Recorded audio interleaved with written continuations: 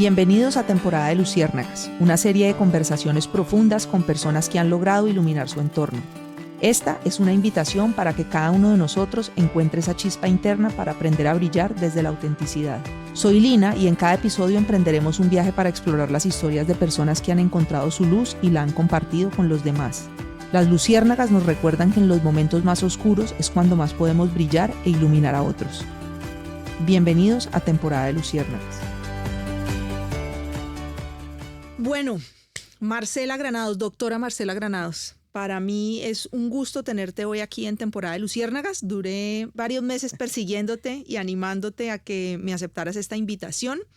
Quiero empezar contándote un poquito en qué consiste el podcast, qué es Temporada de Luciérnagas y por qué pues tomé la decisión de invitarte a esto, porque para mí esto es un podcast que tiene que ver con liderazgo mucho. Y yo sé que vos tenés una carrera profesional exitosísima.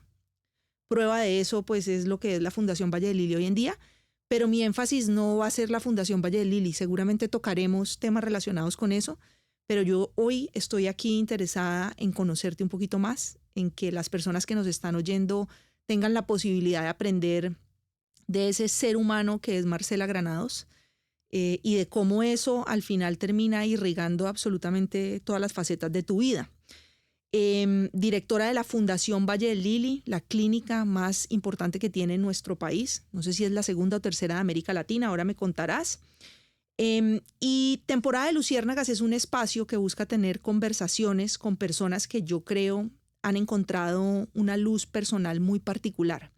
Pero lo bonito de los invitados que yo he tenido acá no es esa luz que han encontrado, sino esa generosidad para compartir esa luz con otros y que otros tengan la posibilidad de brillar. Y yo creo que tu camino está muy rodeado de eso que te acabo de describir. Yo creo que ser la directora y liderar un equipo humano de una organización de salud tan compleja en momentos tan complejos como los que estamos viviendo implica unos retos personales y unas capacidades de liderazgo muy únicas. Y veo que en todo eso adicionalmente has logrado mantener esa luz intacta, y yo veo una luz de la compasión, porque la salud y atender otros seres humanos y liderar un equipo médico humano para que haga eso, y la manera en que a uno lo atienden en la fundación, independientemente del estrato social al que pertenezca, yo valoro muchísimo eso. Y adicionalmente un tema del servicio y de la innovación y del servicio a otros, porque hay temas ahí. Entonces, bienvenida a Temporada de Luciérnagas y pues presentate. Lina, muchísimas gracias por la invitación. Probablemente la timidez no me había dejado aceptarte antes la invitación, pero no, mil gracias por la invitación. Nada, yo soy Marcela Granados Sánchez. Yo nací en Popayán porque mi papá y mi mamá viajaron a Popayán. En esa época no había cardiólogos en Popayán. Mi papá lo llamaron, pues, y estuvo 10 años allá, en la Universidad del Cauca, y allá nacimos las mujeres. Pero nos regresamos a Medellín rápidamente y yo estudié el bachillerato, la universidad, la primera especialidad en Medellín. En Ok. Medellín. Bueno, entonces, por lo que te oigo, familia de médicos, y es usual que cuando hay un papá o una mamá médico, en este caso los dos, o solamente Mi tu papá, mamá era odontóloga. tu mamá era odontóloga, pues a veces eso se traduce en que alguno de los hijos sale médico. Ahorita me contarás porque sé que también tenés un hijo médico. Y quiero pues empezar hablando un poco sobre tu sencillez. Yo sí, una particularidad he reconocido en vos en los distintos momentos en los que hemos coincidido es esa sencillez que te caracteriza, y quiero que me contes un poquito eso, de dónde viene. Pues yo creo que de la educación probablemente. Mi papá era un cardiólogo entregado totalmente a su profesión. Mi mamá odontóloga con mucho más visión de mundo y más visión financiera probablemente. Pero nunca, y mis hermanos, eh, uno es ingeniero electrónico, la otra es médica y la otra es odontóloga. Siempre en el ambiente familiar hubo acompañamiento para el estudio, pero nunca ninguno de los logros de los hijos desde el punto de vista académico, premios que hubo en la casa, pues en los primeros puestos, en los colegios, en las universidades, nunca eso fue un motivo de gran celebración. Eso se daba por simplemente por default, porque había que hacer las cosas bien hechas. Entonces yo creo que nunca hubo un gran impulso a la celebración de éxitos, siempre a que podemos hacer más y podemos hacer más y podemos hacer más. Y yo creo que pues eso tiene que ser parte de lo que somos los 4 hijos y ojalá creemos que las siguientes generaciones también permanecemos muy unidos como familia y como tenemos una sociedad, una sociedad familiar que no solamente pretende, y el propósito superior de esa sociedad es el bienestar de todas las generaciones siguientes, desde el punto de vista económico, pero desde el punto de vista personal, profesional también. No, ¿y de Entonces, dónde viene eso de formar una sociedad como para garantizar el bienestar de la familia? pues yo creo que, a ver, mi abuelo paterno eh, era español, muy visionario, que salió de España en la época de la dictadura de Franco y por todo el mundo estuvo buscando qué hacer. En esa época, por ejemplo, su visión de las mujeres fue muy importante. Mi mamá tenía 2 hermanas mujeres y un hermano hombre. Y en esa época, él Este es el abuelo materno. impulsó a las mujeres a estudiar una carrera profesional. Él decía, las mujeres no pueden estar en la casa y tienen que educarse. Mi mamá era odontóloga y mis 2 tías son químicas farmacéuticas. Y mi mamá fue la segunda odontóloga de la Universidad de Antioquia, por ejemplo. Entonces, sí, indiscutiblemente era visionario, mi abuelo. Y esa sensación de crear y crear y crear desde todo punto de vista, ¿no? Crear empresa, crear arte, la impulsó muchísimo él, nos la impulsó a nosotros y creo que esa es yo creo que también puede ser parte de lo que a la familia le llegó. Qué bonito. Sí, eso es interesante. ¿Vos sos la número qué? 2, Vos sos la número 2, un hermano mayor. un hermano mayor, ¿Tenés vos? luego sigo yo, luego sigue Ana María, que es médica radióloga, y luego sigue Carolina, que es odontóloga. Ok, entonces vos no fue que vos no sos de Popayán, sino que a tu papá lo trasladaron a atender unos temas médicos allá y primaria en Popayán. Hice la primaria en Popayán, estudié en el conservatorio de Popayán. Popayán, creo que en esa época era una ciudad de educación cultural muy importante. La Universidad del Cauca brilla todavía, pero en esa época era un brillo tan importante que venían estudiantes de todas partes del país a estudiar medicina, ingeniería. Era una muy reconocida. ¿Y cómo fue vivir en Popayán en esos años? Pues muy tranquilos porque estábamos muy pequeños, pues en esa época.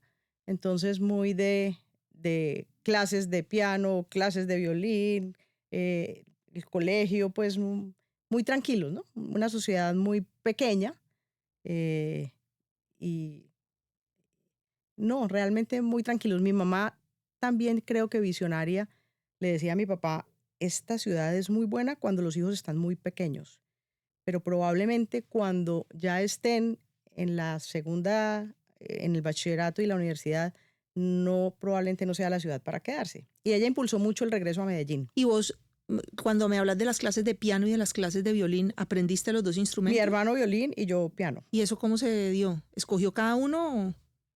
Sí, yo creo que sí, cada uno escogió y yo era muy juiciosa en el conservatorio, mi hermano se volaba a jugar basquetbol. Pero yo sí era muy juiciosa. Bueno, a mí eso me parece espectacular y me parece un reto porque tengo una hija de 9 años y llevarla, digamos, de pronto y encauzarla hacia cosas que uno considera le entregarían gran valor. No es tan fácil, nos ha tocado ceder mucho a sensibilidades que ella tiene, o sea, a ella le encanta el canto, le encanta el baile, pero quiero que me contes un poquito de ese aprendizaje sobre un instrumento como el piano y qué te ha entregado en la vida. Pues primero quisiera decirte algo y es que yo creo, y yo te lo cuento por mis hijos, yo pasé por todas las clases extracurriculares, todas. ¿Hiciste recorrido? Recorrido, hasta que María Camila encontró la equitación como su pasión y Juan Esteban encontró la música como su pasión. Pero Juan Esteban tenía uniforme de basquetbol, de fútbol, de judo, entró a todo y era regular para los deportes. ¿Y él decidía cuál quería? Ah, claro, él Ok. decidía y probábamos, y probábamos. hasta que empezó en el colegio a estar en clase de música y a probar instrumentos y se enganchó. Y entonces ya era después el líder de la banda de los musicales del colegio y ya se encauzó por ahí. Y María Camila hizo clases de ballet, piano, eh, pero ella era muy ágil deportista. Ok. Y entonces hasta que llegó a la equitación y ahí quedó ¿Salto? apasionada, salto, Salto. ahí quedó.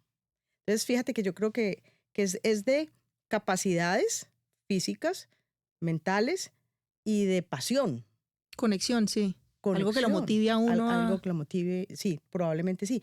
Pero indiscutiblemente el estudio del piano para mí ha sido parte de mi vida fundamental, en que todavía desafortunadamente no con la intensidad que uno quisiera, pero es algo en donde uno se conecta con el instrumento y con la música y con seguridad uno produce ahí endorfinas y produce Es como una meditación. sí, probablemente que produce sustancias que lo relajan, lo tranquilizan y lo vuelven otra vez a poner en el mundo.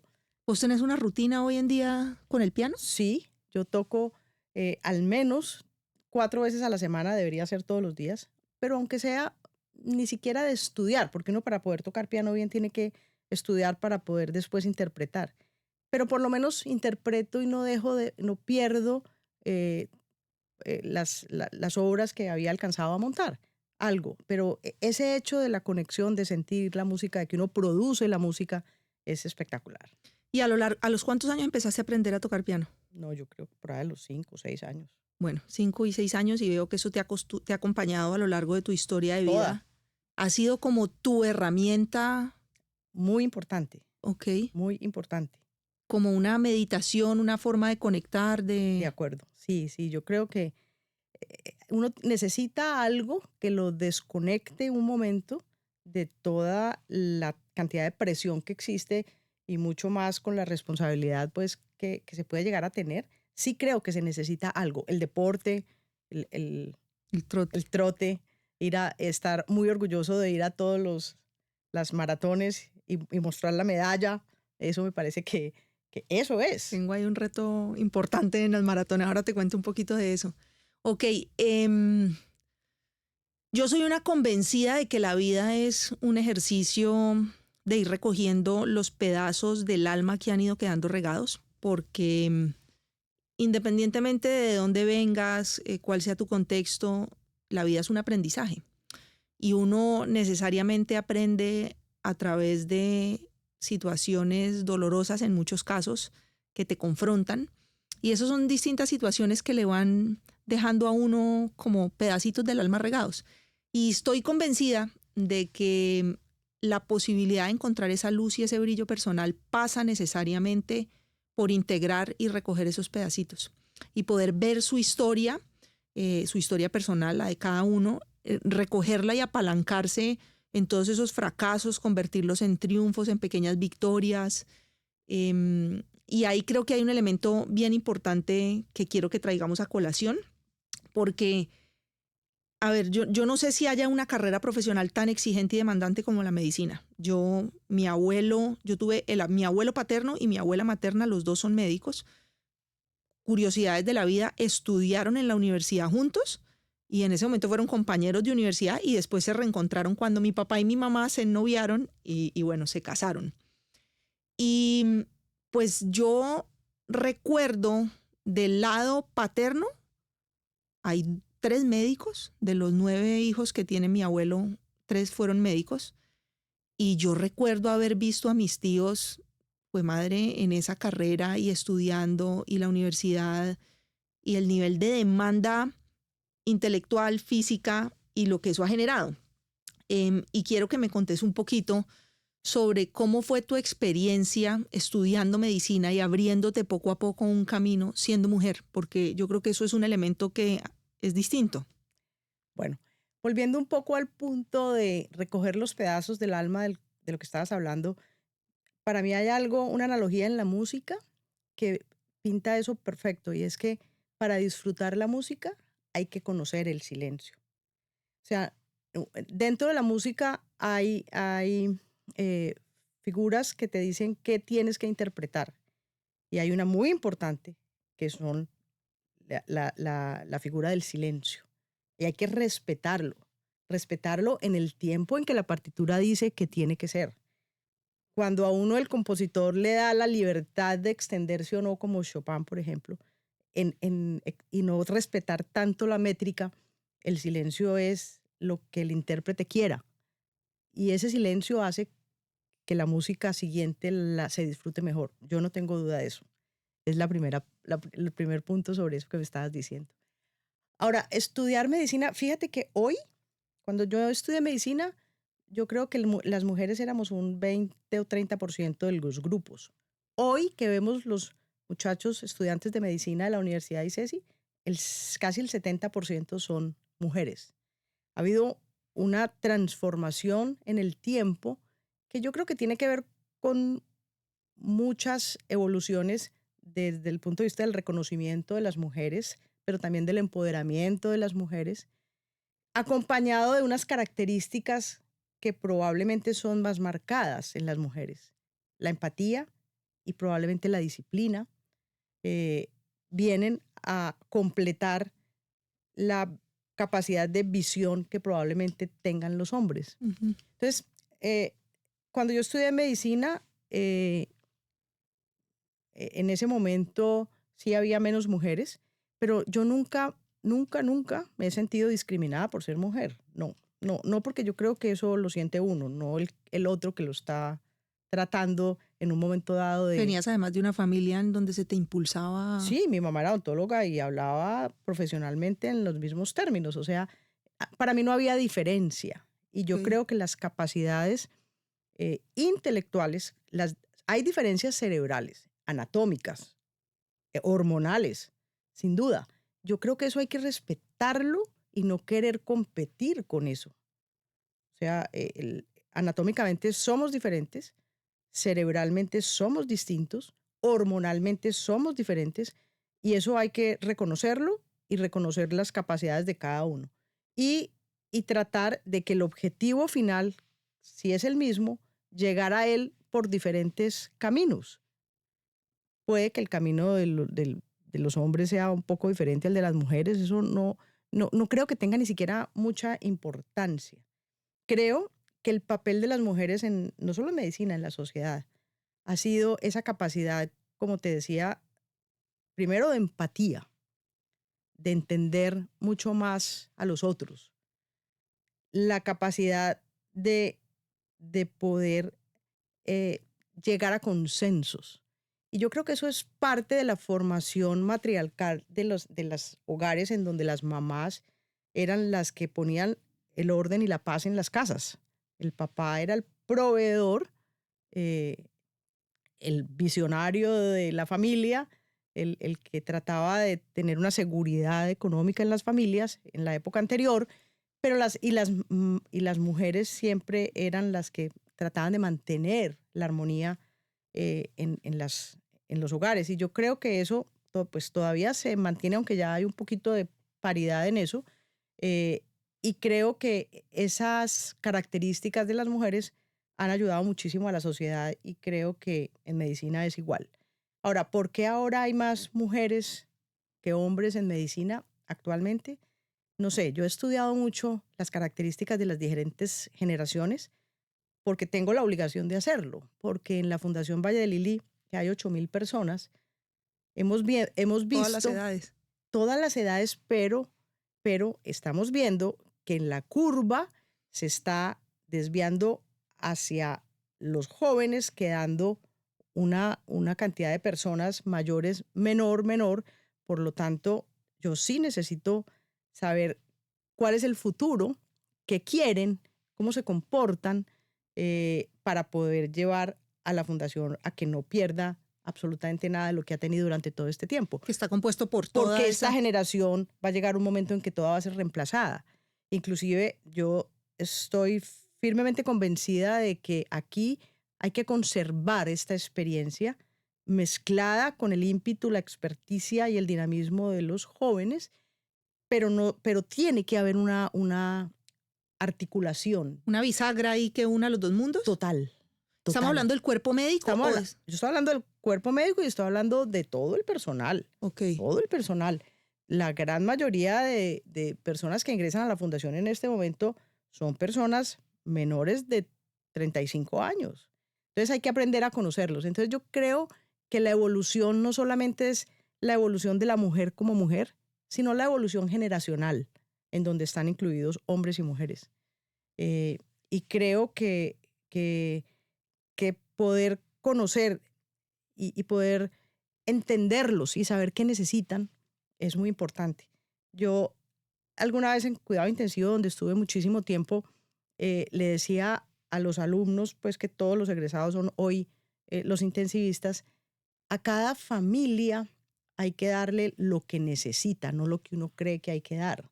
Entonces yo creo que el entenderlo, así como te digo que hay que entender la diferencia entre hombres y mujeres, hay que entender las diferencias generacionales, hay que entender en la UCI las diferentes familias que necesitan. Uno tiene que poder entregar la información a una persona que difícilmente entiende el idioma o que no está acostumbrada a la medicina occidental, y tiene que poder dar la información convincente de la misma forma a una persona que acaba de leerse en internet todo lo relacionado con la enfermedad. Entonces, yo creo que uno puede llegar a tener más influencia, que es la única, para mí, el único poder que existe, la capacidad de influir, no más. Eso, entonces, capacidad de influir en esta familia que tiene un paciente que viene de una comunidad indígena del Cauca, que pueda entender qué es lo que tiene su paciente y hacia dónde va, pero también a esa otra persona que acaba de leerse los últimos artículos y que el Sí, médico que ya tiene un diagnóstico producto de lo que leyó. y que tiene que tener la capacidad de poder manejar esa información, porque con seguridad no sabe, aunque se la haya leído. Sí. Es Yo ahí tengo una pregunta frente a eso que me estás diciendo y lo tenía aquí dentro de lo que quería abordar. Y es, en medio de todo eso, ¿cómo hace uno para que un médico no pierda la capacidad de empatizar de manera humana con un paciente? Porque una cosa es lo que conoces y lo que sabes by the book, y la otra es toda la emoción que se está de moviendo acuerdo. en un contexto así. Hay una preocupación grande por lo que algunos escritores han llamado en medicina la pérdida de la vocación. Y es algo que estamos obligados, tanto en la universidad como en los hospitales universitarios, a enfrentar. Porque esta nueva generación que nace con la tecnología, que para ellos el celular, y lo veo con los nietos, para ellos el celular no es lo que significa el celular probablemente para mí ni para ti, porque para ellos es, primero que todo, la conexión con los papás, por ahí los ven. Cuando quieren música, hunden un botón ahí. Cuando quieren una foto, la ven ahí. Cuando quieren un video, lo ven ahí. Entonces, ellos nacen con eso. Es parte natural de sus vidas.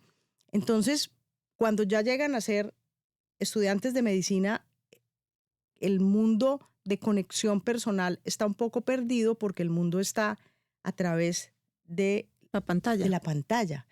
En estos días veía un video de un señor español que hace un paro cardiorrespiratorio. Lógicamente es algo jocoso, pero a mí me llamó mucho la atención. Entonces lo encuentra una niña como de 15 años, de 14 o 15 años, y él le dice que por favor llame. Y ella dice, ¿qué es eso? ¿Qué es llamar? Lo publico en mis redes. Lo publico en mis redes, y entonces ella le dice, ya alguien contestó que lo siente mucho, pero que no es médico. Pero ya me están contestando. Pero él le decía, no, llame. Entonces llega una señora mayor y dice, no, hay que llamar a urgencias.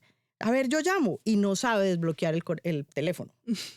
Finalmente el señor fallece ahí en medio de la escena. De la escena.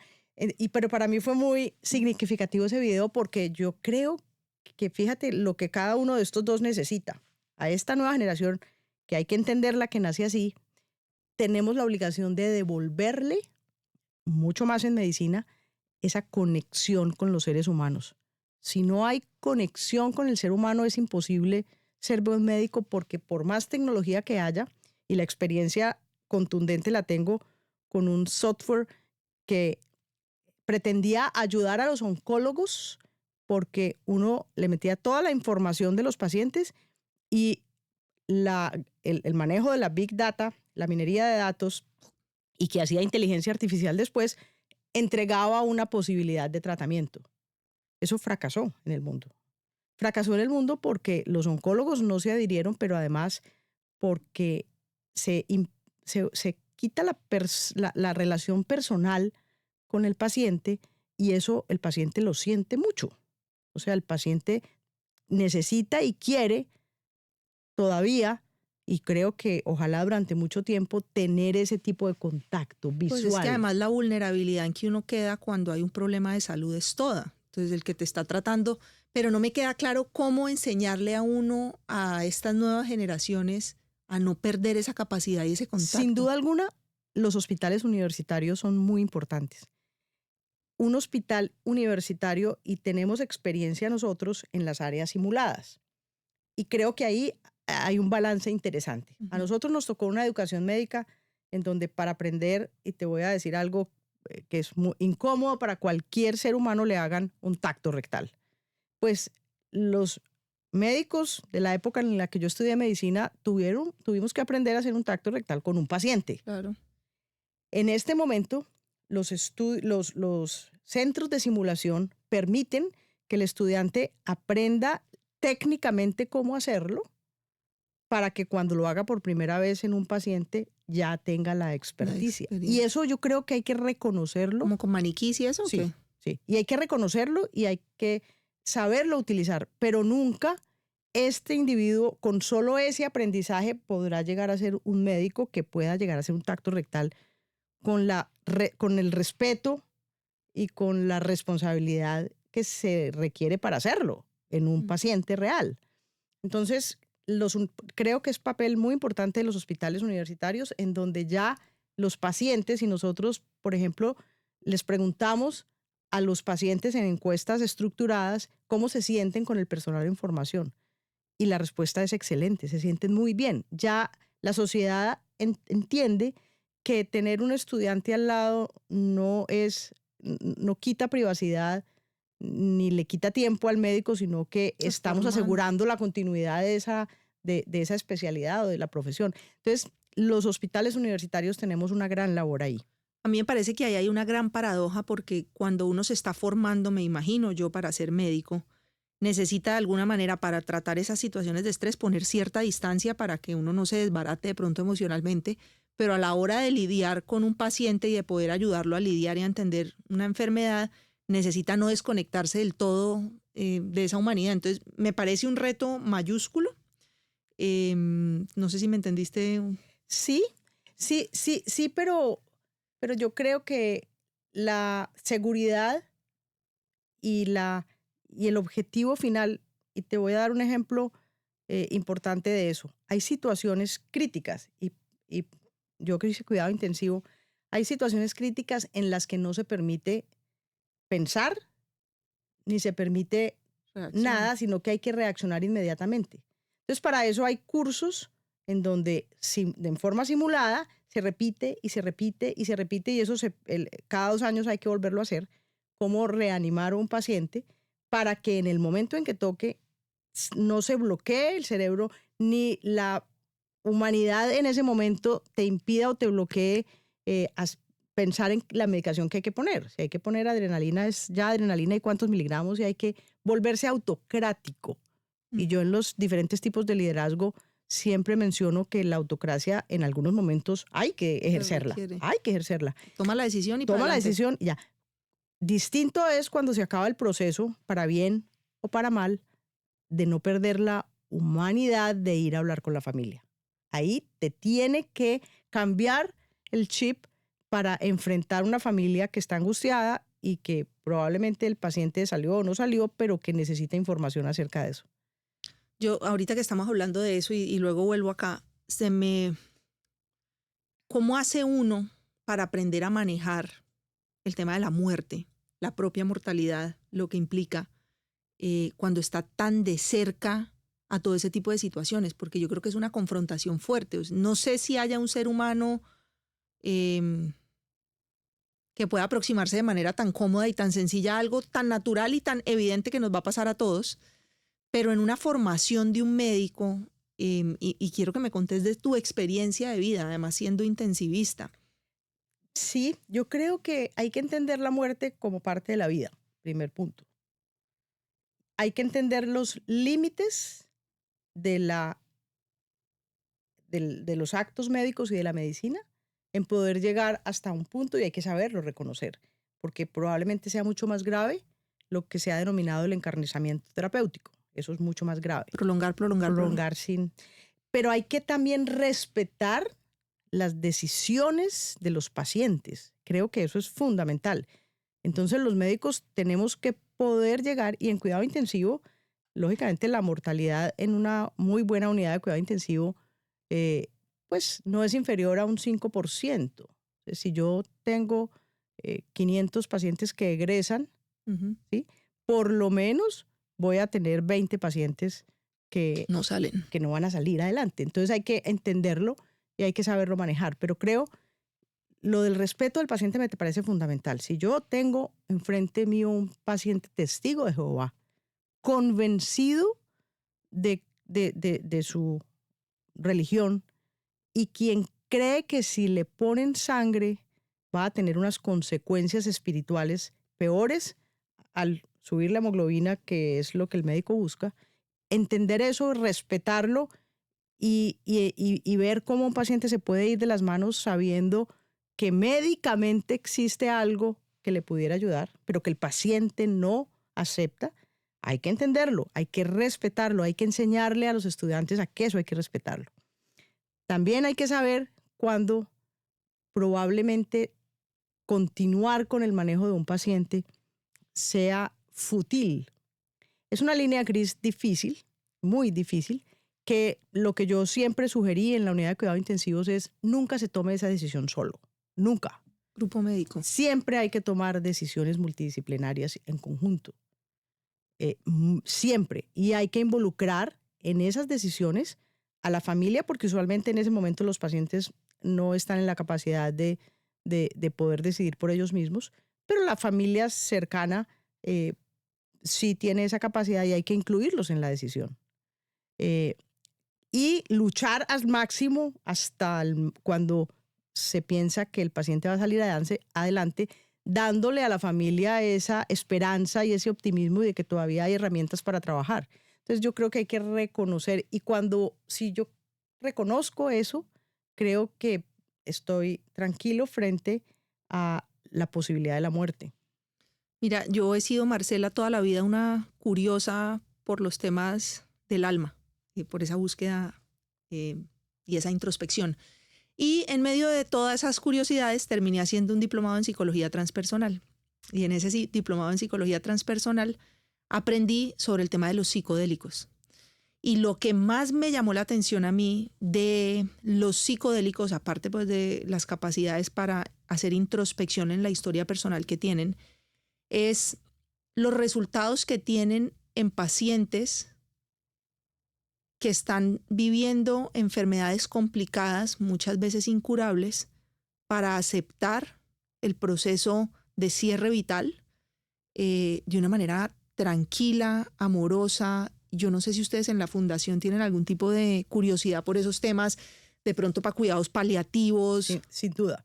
Existe un servicio muy importante de cuidados paliativos, tanto en adultos como en niños, que acompaña al paciente y a su familia en el entendimiento y en que el proceso natural de la muerte ocurra de la forma más tranquila posible, usualmente en las casas, y ese es uno de los énfasis más importantes que nosotros hacemos, porque creemos que los hospitales no están diseñados para que un paciente termine su vida si ya se sabe que no hay posibilidad de salir adelante y en el hospital, y que debe hacerlo en su casa, en su entorno, en su cama, en su almohada, y que ese acompañamiento lo hacemos. Quisimos extenderlo hasta ese cuidado en casa. Dificultades administrativas no lo permitieron por el sistema de salud, pero sí estamos en contacto con quienes tienen esos servicios para que se pueda transferir un paciente de manera natural y puedan estar en su casa. ¿Y el tema de los psicodélicos? No, no, no. Psilocibina, sé que la Universidad de los Andes, por ejemplo, tiene una división que está estudiando eso. En la Valle del Lili no. No por ahora, pero lo miraré. Es un tema, te digo, y en Estados Unidos es bien interesante y he visto testimonios de personas que han vivido y cómo, por ejemplo, hijos o esposas que con familiares terminales han podido hacer un proceso muy sanador en situaciones que pueden ser tan difíciles. Tenemos un proceso muy lindo de eso, que se relaciona perfecto con eso, y es cuando una mamá pierde su bebé. Uf, yo tuve una pérdida antes de Emma, es Exacto, fuerte. es muy fuerte, yo también tuve. Y tenemos un proceso muy, muy bonito, que a las mamás se les entrega un recuerdo físico de los niños, pero hay un acompañamiento total, muy espiritual, que con seguridad tranquiliza, Muy humano. muy humano, las Ven, parejas. ahorita antes de que habláramos de todo esto, me estabas diciendo, y eso es algo en lo que a mí me cuesta realmente trabajo creerte, que vos nunca has sentido como ese machismo o como esas diferencias por haber sido mujer. Tal vez me has oído la historia, mi abuela fue la primera médica mujer del Valle del Cauca. Cuando ella decidió que quería ir al colegio, la iban a excomulgar en Palmira, porque no se permitía que una mujer osara a querer instruirse y formarse. Y cuando entró a estudiar medicina en la Universidad Nacional, sus decanos y sus profesores le hacían bullying para que se retirara. Estaba quitándole el cupo a un hombre, eso no era posible, que se tenía que salir, y mi abuela era extraordinaria, sus notas, bueno, todo lo que hizo. Yo crecí oyendo esa historia. Y las grandes paradojas de la vida, yo crecí oyendo esa historia, pero además también en muchas situaciones la vi a ella privilegiando a sus hijos hombres versus a sus hijas mujeres, que es una gran contradicción. Pero después yo estudié ciencia política y me vinculé al mundo público. Bueno, yo en algún momento pensaba que iba a transformar el mundo, que me iba a meter lo que uno piensa cuando está empezando a estudiar. Y muy rápidamente me di cuenta el nivel de machismo que había en todo el contexto y todo lo que vivía. Oí muchas frases que trascendían a comportamientos que realmente hacían mucho más difícil para uno como mujer abrirse un espacio, tener que formarse. Y en ese mundo público, en particular, tuve que vivir situaciones muy complejas porque veía además a muchas peladas creciendo, entregarse a situaciones que realmente me parecía que no era necesario con tal de poder dar pasos hacia adelante. Y yo, pues, entiendo, digamos, que de pronto no lo hayas vivido, me parece increíble, y esos testimonios lo hacen a uno, pues, poder reflexionar sobre el entorno y lo que hay. Yo aún hoy en día siento que a las mujeres nos toca más duro y que ha habido una inequidad, entre otras cosas, porque se nos limitó el acceso a la educación, la posibilidad de votar, la posibilidad de decidir, la capacidad de tomar una decisión de divorciarme, o no. Eso se fue autorizando, digamos, a Colombia llegó mucho después, Europa, Estados Unidos, y así, y yo creo que eso nos puso en condiciones distintas, y que por supuesto si a uno lo ponen con las mismas posibilidades, las mismas capacidades, pues entre a mirar a ver cómo se va formando. Y veo también con mucho orgullo cómo lo que planteas hoy, hay muchas más mujeres hoy estudiando, y creo que se ve, digamos, viene una fuerza femenina cargada un poco de esto, y uno esto tiene que utilizarlo de la manera más positiva y no negativa, porque se empieza a generar un péndulo que se devuelve de una manera no tan chévere. En ese balance, digamos, entre lo laboral y lo profesional, yo tuve un primer matrimonio. Yo me casé relativamente joven en Bogotá, y recuerdo frases por el estilo de: usted está muy dedicada al trabajo, tiene que dedicarse más a la casa, ¿qué es lo que hay en la nevera para que mi hijo coma? ¿Usted está pendiente de las cosas de la casa o no? Y una serie de cosas que ahí mostraban como un rol que se me esperaba, que se esperaba de mí, y con el que nunca me sentí cómoda. Al final ese matrimonio fracasó, y creo que uno de situaciones difíciles aprende, y apalanqué y conquisté muchas cosas de mí misma, y tuve la gran fortuna además de conocer después a Esteban, que es un hombre maravilloso, que además yo me acuerdo cuando yo estaba amamantando a Emma recién nacida, él se levantaba conmigo: ¿cómo te ayudo? no me podía ayudar en nada, eso lo tenía que hacer yo. Pero ahí estaba él para recibirme a la niña, para sacarle los gases, simplemente para que yo supiera que así él no pudiera hacer nada, él estaba ahí acompañándome. Entonces, ha sido muy bonito eso, pero yo te quería preguntar si en ese proceso de formación como médica y de crecimiento en tu vida profesional, no sé, ¿qué apreciaciones tenés vos sobre las mujeres, cómo pueden lograr las dos cosas, cómo puede uno mezclar las pérdidas y lo que tiene que soltar? Porque cuando a mí me dijeron tenés que retirarte de tu vida profesional, escogí otra carrera porque estás muy... Yo dije, pero bueno, y a mí, ¿cómo así que o lo uno o lo otro? Ujú. ¿Me entendés? Y creo que eso sería valioso para Yo, muchas personas. sí, yo creo que tienes mucha razón, pero yo estoy convencida también de que cómo se tomen esas cosas y el análisis que uno hace y cómo percibe esa agresión en un momento dado, y cómo responde a esa agresión, creo que es la clave para que si en algún momento dado lo hubo, se olvide. Y me estaba acordando alguna vez en la unidad de cuidado intensivo, en donde yo iba con la revista de los compañeros, de los médicos, de los estudiantes, y eso era muy grande, y los pacientes saludaban: buenos días, doctor, buenos días, doctor, buenos días, niña, buenos días, niña, buenos días. Y yo era en ese momento, pero a mí eso no me Te importaba, resbalaba. no, me resbalaba. Cuando el paciente veía que, porque siempre yo fomenté la revista y el enfrentar a los pacientes con la familia y el paciente, no una cosa cerrada. Yo siempre estuve en desacuerdo con que la unidad de cuidados intensivos fuera un sitio donde casi que se secuestraba a una persona y no dejaban entrar a la familia sino una hora por la mañana y una hora por la tarde. No, todo el tiempo. Entonces, cuando ya la familia y el paciente veían que en el análisis del caso quien dictaba la conducta era yo, y quien manejaba la situación de los otros, y los otros se referían a mí como la profesora, la doctora, automáticamente cambiaba la percepción y ya yo no era la niña. Eh, pero probablemente sí, mi primera reacción frente a que a mí me llamen niña y a mi estudiante de primer año le digan doctor, sea no, respéteme al revés. Entonces yo creo que es mucha parte la reacción que uno tiene a eso, es la reacción. Y seguramente hubo muchas otras desde el punto de vista personal y desde el punto de vista profesional, pero que de manera yo creo que intencional, aunque no muy consciente, están olvidadas. Me estás haciendo acordar de cuando yo estaba trabajando en Bogotá.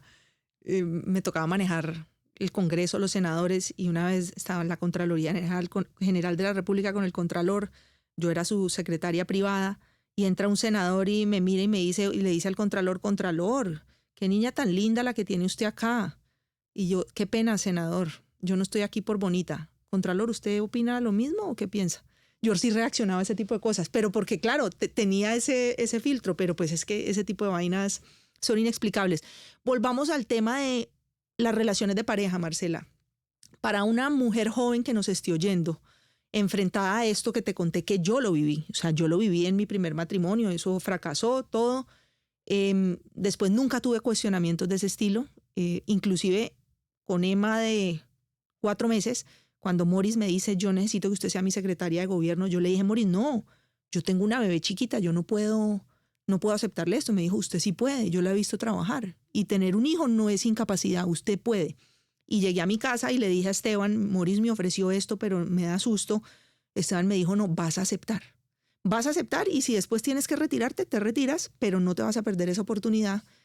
Yo sí creo que vale la pena con una persona que ha tenido tu trayectoria, que le dejemos de alguna manera un poco desde tu historia, es posible y cómo debe manejar uno ese tipo de situaciones que se presentan y se viven, y para poder uno conquistar también los mundos que quiere conquistar. Yo creo que pues hay diferentes momentos de la vida y yo también tuve una relación inicial con, que me parece que que es diferente cuando se empieza un proyecto de familia, inclusive patrimonial. Esa relación es diferente a cuando posteriormente hay una relación que es mucho más tranquila y sin la responsabilidad de tener hijos en común, por ejemplo. Eh, mucho más dedicada a las personas y es espectacular, pues tranquila totalmente. Eh, no te puedo decir que no, es difícil y hoy yo leía en estos días que solo el 18% de las parejas que tienen relación y se casan persisten durante toda la vida juntas, solamente 18. O sea que eso quiere decir Es duro. que ha habido, sí, pero yo creo que de alguna manera hay que tratar de recoger nuevamente eso, porque yo creo que la sociedad sí necesita familias, lógicamente familias sanas, familias en conflicto, muy probablemente le hacen mucho más daño a los niños que familias sanas, pero sí se requiere ojalá poder ¿Cómo volver. logra uno eso? Es, es, es complejo, es difícil, no sé, no tengo la, la forma, pero yo creo que la autoestima de cada persona, tanto mujeres como hombres, tiene, y el respeto tiene que ser lo primero cuando hay una relación. No puede haber una relación de dependencia de ningún tipo, psicológica, económica, no.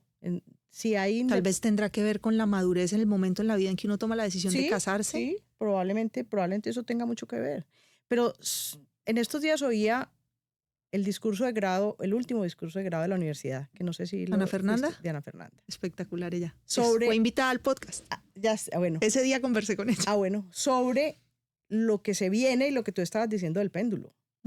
Probablemente los que van a estar más en desventaja sean los hombres. Y probablemente ese péndulo se vaya a devolver. En estos días oí o que se esté devolviendo ya. Que las mujeres estaban buscando hombres que no existían todavía y que los hombres estaban buscando mujeres. ¿Cómo fue que la frase? Que ya no era posible encontrar. Entonces hay como una brecha ahí. Yo me pregunto, yo estoy criando una niña de 9 años, mujer a la que quiero entregarle todas las herramientas para que pueda conquistar y hacer lo que sueñe y quiera hacer, pero que quiero que sea feliz. Y Emma, particularmente, ella es muy, por ejemplo, ahorita de cumpleaños pidió un bebé de esos de silicona que venden, que parece un bebé de verdad, es pesadito y todo, y ella todo el tiempo está montada en la película de los niños, del matrimonio, y yo me pregunto, Susanita, Emma, ¿de dónde sacará Emma esta versión? Pues porque yo le muestro como el mundo de la conquista profesional, de conquistarse a uno mismo, claro, la familia, y buscamos tener una familia muy tranquila, pero no sé de qué manera podría yo enseñarle a Emma que tenga como la capacidad de realizarse ella en múltiples dimensiones antes de tomar la decisión de vincular su vida con alguien y embarcarse en un proyecto que tiene unos retos enormes y que requiere unos niveles de madurez grandes. Sí, lo que pasa es que yo sí creo que hay necesidad, como te decía, de autoestima y empoderamiento, pero no de superioridad, que creo que de pronto esa línea también es gris. Uno cómo le explica que sea ella y que no vaya a vincular su vida con nadie hasta que no se sienta bien, pero de pronto es que nunca se va a sentir bien entonces. Sí. Entonces, yo creo que esto es de balance siempre será de balance. Porque hay que ceder en cosas. Sin duda. Hay que ceder, porque es que si matrimonio es una negociación porque es que si no se puede convivir. Y es una decisión también, o sea, las condiciones perfectas nunca van a estar dadas. No, y puede haber incomodidades, la pasta dental estripada, la ropa tirada, o sea, no, la convivencia es difícil. No es tan fácil tampoco. Pero yo creo que hay que aprender a tener un balance y prioridades. O sea, en qué se puede ceder y en qué no se puede ceder. ¿Cuáles son los valores fundamentales que no tienen discusión? ¿Y cuáles son las ramas de ese tronco de valores en donde yo puedo estar o no estar? Pues que me gustan los gatos, que no me gustan los gatos, sí. Que me gustan los perros, que no me gustan los perros. ¿Vos a qué edad tuviste tus hijos? María Camila, yo tenía 29 cuando nació María Camila. 29. Bueno, no estabas tampoco, si yo me casé a los 27 y afortunadamente no tuve hijos, pero creo que también el proceso de maduración en el que uno esté para criar, a mí me ha parecido de las cosas más retadoras del mundo criar niños. ¿Qué te da miedo, Marcela? ¿Qué me da miedo? Me da miedo de no tener la capacidad de entender lo que vaya a suceder en general. Estamos en un momento del mundo con dificultades mundial. O sea, creo que hay una transformación mundial el ordenamiento mundial está cambiando. Hay que entender que el país está cambiando indiscutiblemente y hay que entender que la sociedad, cada una de las sociedades y la familia como base de las sociedades están cambiando, y no entender eso me da temor, porque entonces uno no es capaz de tomar las decisiones adecuadas. Anticiparse y poder enrumbar la responsabilidad que se tiene en este momento, pues familiar, pero profesional, de no entenderlo y de esa falta de entendimiento hacer que se tomen decisiones inadecuadas. Creo que el mundo ya no es de líderes únicos, no es. Creo que todos los líderes y caudillos únicos no le hacen bien a las sociedades. Creo que la participación de las personas que están trabajando, y en este caso están trabajando conmigo, la participación y oírlos a todos hace que yo pueda disminuir ese temor y entender qué está sintiendo todos para poder tomar decisiones adecuadas. Me daría temor eso, me daría temor desviarme del rumbo adecuado por falta de conocimiento y visión. Para uno poder estar ahí, necesita estar leyendo y saber qué pasa todo el tiempo. ¿Y cómo haces ese ejercicio dentro de la fundación? De entender ¿Cómo es un día tuyo allá? No, pues mi día arranca muy temprano porque yo leo primero los periódicos y en digitales. Yo soy muy digital, me gusta mucho. Entonces, antes de salir, yo ya me he leído todo lo que ha pasado en las últimas 24 horas. Y llego muy temprano, a las 7 de la mañana, y yo recorro la clínica. Yo voy saludando a todo el mundo, voy viendo, voy en los servicios más críticos, urgencias, por urgencias siempre paso, por las unidades de cuidado intensivo, por cirugía, hasta llegar a la oficina, donde usualmente arranco con reuniones programadas toda la mañana, pues. Y me gusta mucho recibir, la oficina es de puertas abiertas, me gusta mucho hablar con la gente. No debe haber barreras para llegar a la oficina de la dirección general y lógicamente pues tiene que haber orden, disciplina, y no puede estar todo el mundo a toda hora, y la secretaria maneja y el asistente maneja la agenda, además es un apoyo fundamental mi asistente, y tiene que haber disciplina, pero no restringirle a nadie es a nadie la entrada. Yo me quedo en la fundación al mediodía. ¿Almorzas ahí? Sí, yo almuerzo ahí.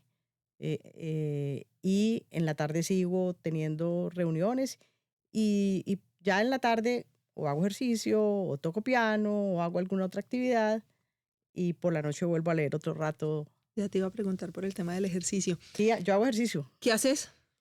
Tengo un entrenador, un fisioterapeuta que hace reacondicionamiento, y hago reacondicionamiento. Claro, que va a ser masita muscular. ¿Vos cómo definirías tu estilo de liderazgo? Es un estilo de liderazgo, como te decía ahora, depende de las circunstancias. Hay que tener un estilo de liderazgo. La lectura. La lectura de la situación. Hay momentos en que, y la gran mayoría de las veces, es un liderazgo participativo en donde se toma una decisión oyendo a todos los participantes. Usualmente, eso es lo más frecuente. Hay momentos en que hay que ser autocrático. No puede ser siempre uno autocrático, pero hay momentos en que las personas, yo estoy segura de que las personas necesitan que su líder muestre el camino. Muestre el camino y en algún momento dado diga, no es así, es así. Claro. Las nuevas generaciones necesitan mucho esa imagen. Nosotros, aunque mis padres, los dos eran profesionales, mi mamá estuvo muy presente en las casas, pero las nuevas generaciones son hijos de padres trabajadores ambos. Uh-huh. Eso también hace una diferencia con los anteriores. Porque estos muchachos, y muchos de ellos, lo que necesitan de sus jefes en las organizaciones Es casi que un apadrinamiento, un consejo, que Como los si hubiera oigan. habido esa falta de presencia de papá y mamá. Probablemente les hace falta, es probable, pero el mundo es así y ahí tiene que ser.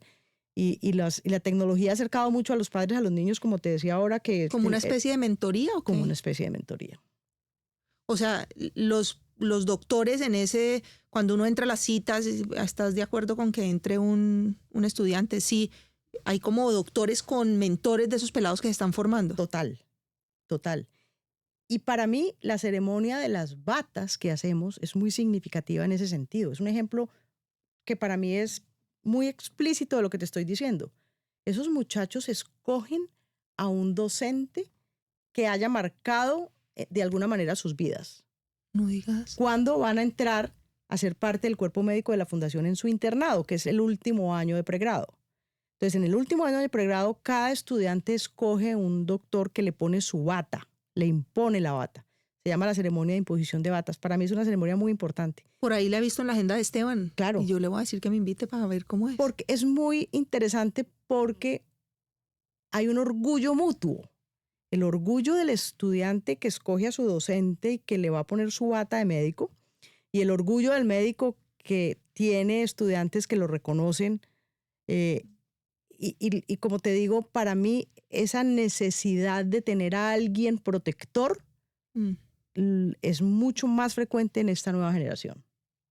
¿Cuántas horas pasa un estudiante de medicina en la clínica, entre la universidad y la clínica? Muchas. No, yo creo que pues, ahora hay algunas legislaciones alrededor de las horas de trabajo que tienen que tener los estudiantes, sobre todo los de posgrado, que deben cumplirse según la regulación, pero que yo creo que esa es una norma que lógicamente hay que cumplirla, pero que la necesidad que exista de un paciente pues no puedes no enmarcarla. puede permitirse que alguien aprenda que yo puedo suspender un procedimiento o puedo suspender y que venga otro y lo siga, porque el centro de todo tienen que ser los pacientes. Si se pierde el norte, el propósito de que el paciente es el centro, creo que no seguiremos con un hospital como es la Fundación Valle de Lili. Ser médica, pero además ser la directora de la mejor clínica del país y de las mejores de América Latina, te lo dije ahorita. Yo creo que eso implica tener una vocación de servicio muy particular. Y adicionalmente ¿cómo decirlo? Una humanidad, una capacidad de leer al ser humano que está muy presente en todo lo que haces. Esa vocación de servicio, ¿de dónde crees que viene? ¿Eso es una formación en la carrera como médico? ¿Eso es una particularidad familiar que te entregó el contexto? ¿Eso dónde viene? No, yo creo que sí hay algo de particularidad entregada en el contexto familiar, sin duda, pero yo creo que lo que te hablaba de la vocación fue muy marcada para la generación que estudió medicina conmigo en Medellín. Creo que sí, creo que el currículum de la universidad también influye y los hospitales universitarios influyen. Cuando se pierde eso, cuando los muchachos desafortunadamente no tienen un centro, un ancla donde poder sentirse parte de eso y tienen que estar aprendiendo herramientas o aprendiendo procedimientos en un sitio, en otro sitio, en otro sitio y en otro sitio, me parece que es mucho más difícil poder entregarles esa vocación a cuando hay una sola institución que les transmite una impronta, una impronta de calidad de servicio, de vocación, como te estoy diciendo, y de que la vida del médico no es solo aprender a sacar la vesícula. Pues sí hay que aprender a sacarla técnicamente bien, pero esa es una partecita del proceso. El proceso es todo lo que, la indicación del procedimiento, la hablada con la familia, cómo se prepara, cómo se hace una lista de chequeo en donde todo esté correcto, se hace el procedimiento que fue el que aprendió en algún sitio y posteriormente cómo se sigue ese paciente, cómo es el posoperatorio, hasta cuándo lo tengo que ver. Esto puntual no puede ser la base del aprendizaje de la medicina. La base del aprendizaje de la medicina es todo el proceso completo. Yo creo que ahí se enseña la vocación de servicio. Pues qué belleza todo lo que me contás. Aquí estaba leyendo una pregunta alrededor de cómo haces para que un trabajo no se vuelva operativo y me parece que tu forma de manejar, de llegar, hace imposible que sea una mecánica operativa porque tenés que estar leyendo el contexto, esa necesidad de poder anticiparte. O sea, estás totalmente despierta todo el tiempo leyendo las señales del entorno. Total, es la obligación y yo lo siento como la obligación que tengo en este momento más importante. Mucho más ahora que tenemos un contexto específico del sector salud tan complejo. Hay que estar leyendo y supongo señales. Que transmitirle eso a los otros médicos es un tema como de ejemplo y de coherencia. Si están viendo... Total. Si están viendo tiene eso... que haber coherencia. Lo que uno piensa tiene que estar relacionado con lo que se dice y muy importante con lo que se hace. Si hay alguna ruptura de las tres, estamos en problemas. Pues Marcela, yo te agradezco mucho haber aceptado esta invitación. Adicionalmente estamos aquí en los estudios de la Universidad ICESI, universidad además que es aliada de la Fundación Valle del Lili y viceversa. Yo creo que hay una llave y una hermandad. Alianza Profunda por la Vida, firmada por 50 años y refrendada hace poco. Bueno, entonces qué bueno pues que me hayas podido acompañar hoy aquí en estos estudios a grabar esta conversación. Yo no sé si haya un mensaje final que quisieras dejar a las personas que nos puedan oír alrededor de todas las facetas que hemos conversado, de esa parte humana, del servicio, esa apuesta que tenés acá en el Valle del Cauca de liderar esta organización tan representativa de lo que es el sector empresarial además también, ¿no? El mensaje que yo, y muchas veces lo dije en las revistas de cuidado intensivo, es: lo único que no se recupera en la vida es el tiempo. Todo lo otro puede ir y venir. Pero cada minuto que pasa bien aprovechado es una ganancia total. Entonces yo sí, para mí eso sí es una obsesión. No perder el tiempo. Y no perder el tiempo no quiere decir no descansar. Descansar, como te decía, hace parte de aprovechar el tiempo. Para conocer la música hay que conocer el silencio, hay que disfrutar el silencio. Para disfrutar la música hay que disfrutar el silencio.